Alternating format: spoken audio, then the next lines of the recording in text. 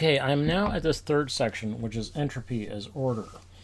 And when I say that Mandela moves towards entropy, I mean that he accepts that chaos is the new order of things, which again is one of these paradoxes, and that the only order we can really impose on the world around us is to accept that ultimately energy is going to wind down. The things come to level, and so um,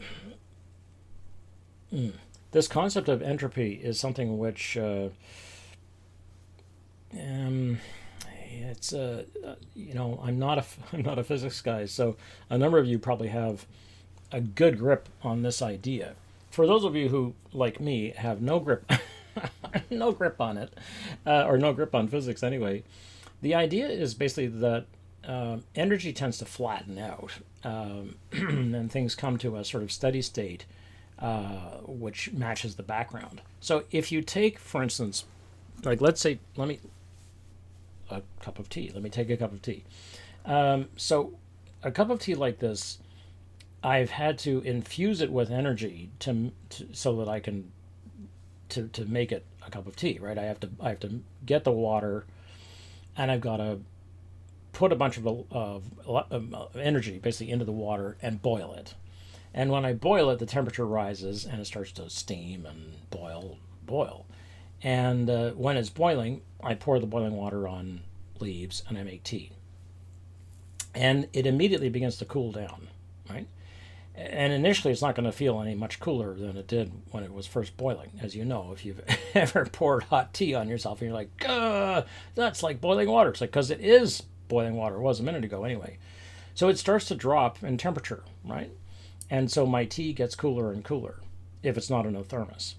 So if it's in a teapot, then the temperature of the tea drops to a point that matches the room temperature, whatever the ambient room temperature is. So if the ambient room temperature is minus 30, the temperature in the tea is going to drop fast because the energy is leaving it quickly, and then it's going to freeze, right? But if the temperature in here is something like, I don't know, sorry, I'm thinking in Fahrenheit, so it would be 68 or say 70 degrees. Says, yeah, that's probably right. The tea will come down to room temperature, which is what we call that, and then stay there, basically. Might cool off a little bit, but not much more. That's entropy, in the sense that the tendency of the energy is to come down to the level of the background energy and then stay there, right? Things are going to run down. Ultimately, you're always losing energy, which then has to be renewed, right? So the way that I remember when I did take a science class in university, I actually had a really good science teacher. This guy was not a good lecturer at all, but he was a good science teacher. And he was trying to explain this concept. And he said, if you have a cup of coffee, he was talking about coffee because nobody drank tea, savages. But anyway, he said, if you have a cup of coffee and it's cooling off and it comes to room temperature, energy isn't going to jump into the coffee and heat it up again. You'd have to add energy to it. You've got to go and boil some more water, or put the cup of coffee on, say, a burner, or into a heater of some kind, and add energy to it, right? So you'd have to raise the temperature in it again. And by the same token, you might, this can look in any number of different ways you might do this. You might put it in a microwave, and the microwave will stimulate the atoms and start them moving around and excite them and create heat, and okay. So entropy is the winding down of energy to the point where things level off. And that's where the whole universe is going, right? This is sort of one of these discoveries of the 20th century, of 20th century physics, was that there was a universal power shortage where things were, coming down to level, and they were going to level out, and the background, everything was going to sort of return to this background state, a steady state of no particular energy in the system. Well, that's not right, but anyway, close enough. So this idea is something which Haldeman, because he was trained in physics and astronomy, began to apply to the war. He was like, well, wait a minute, ultimately, the human being is caught up in an energy crisis where the soldier is always losing energy, and at a certain point may not get any back. This is the condition of being wounded so badly that you can no longer return to your activities as before. So there's this energy crisis, a personal energy crisis. This is the kind of thing which sometimes, because if you accept chaos essentially as the only order there is, then you are much less likely to be surprised or upset by what comes along next, because you're like, well, yeah, okay, now this happened. Oh, now it's this. Now it's that, and you don't expect things to be ordered or symmetrical or make sense. It's like, no, they're not going to be. It's not how things are organized. That things don't happen for a reason. It's like, no, they just happen. It's chaotic. This is before chaos theory, right? This is before and superstring theory and sort of the Pruitt-Gine's ideas about that ultimately chaos too has an order about it, and okay. And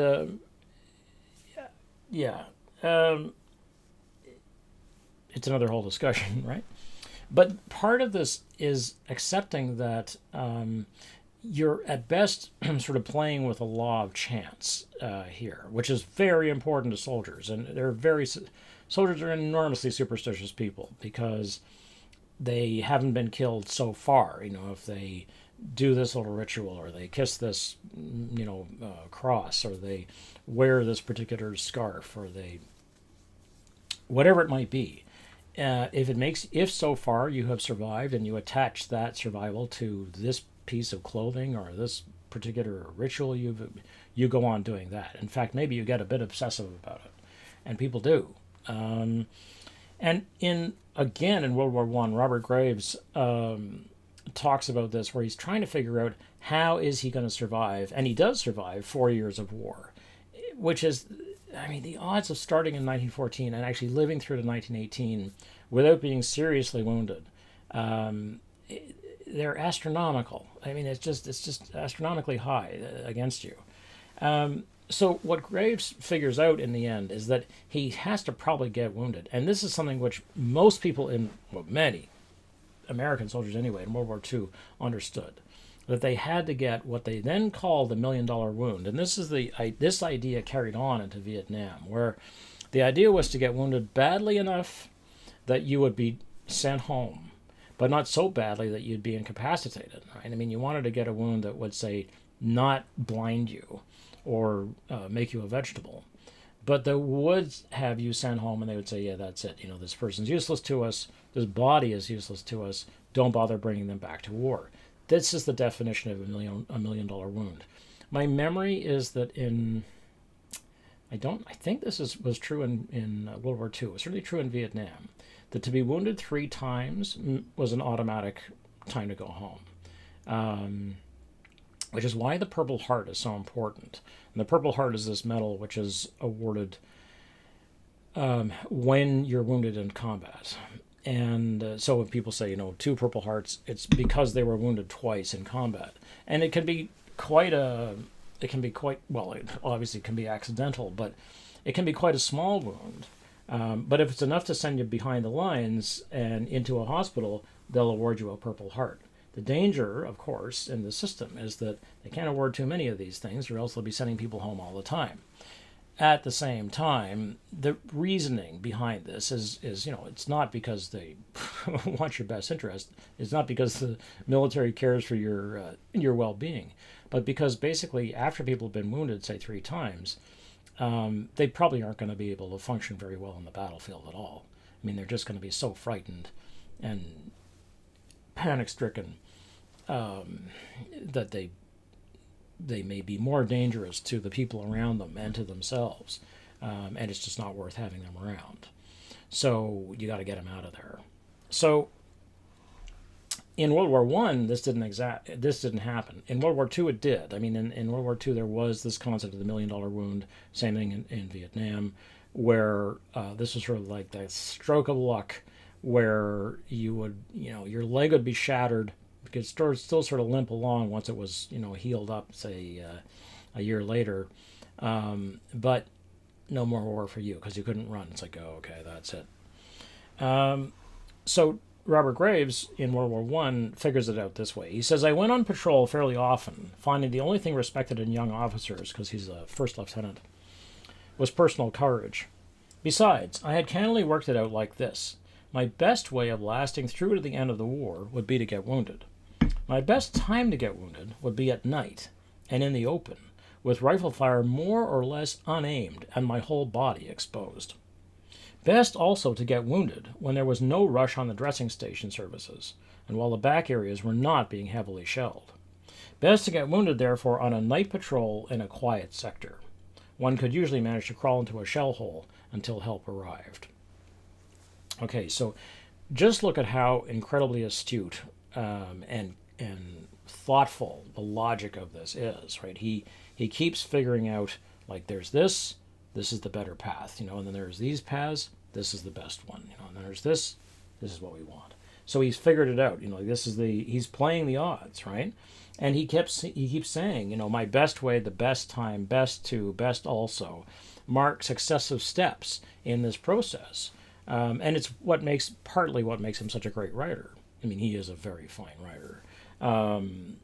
And here's and then he finally, gets it down to it. And then, of course, if I am wounded, in parentheses, you could manage to crawl into a shell hole until help arrives. So you have to also survive being wounded out in the open, and and not have people using you for target practice.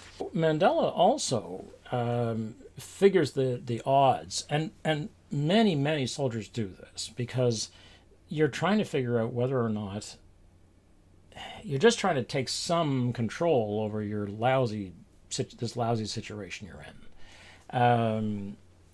And so this is the way Mandela does it. Since you can figure on going into battle roughly once every subjective year, that's every year of your life, right? So you're going to live for a year, but in that year you may travel hundreds of years back and forth in the future, relative to other people. But for you, it may be a year.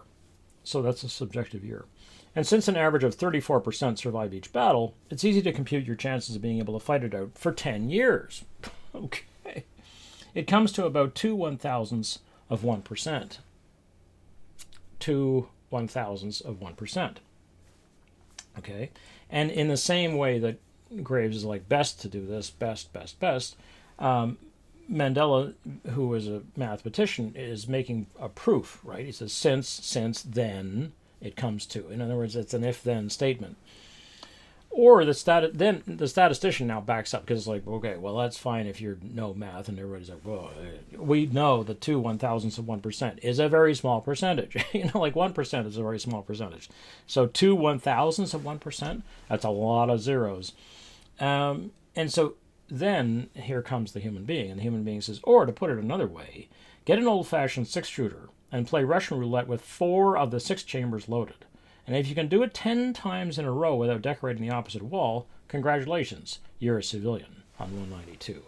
So the idea of fate has got to go. Order has got to go. God has got to go. Only kilocalories and physics are left. And the rule of physics is entropy. Okay. And this is something which finally, actually early on, Mandela takes up, and as suggested by his name, right? When we finally get a reading on his name, which is supposed to be Mandala. So it's an Eastern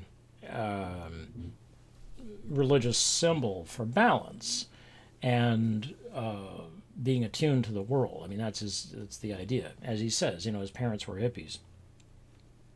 And he talks about the way all reality becomes illusory and observer-oriented when you study general relativity or Buddhism or get drafted on 46.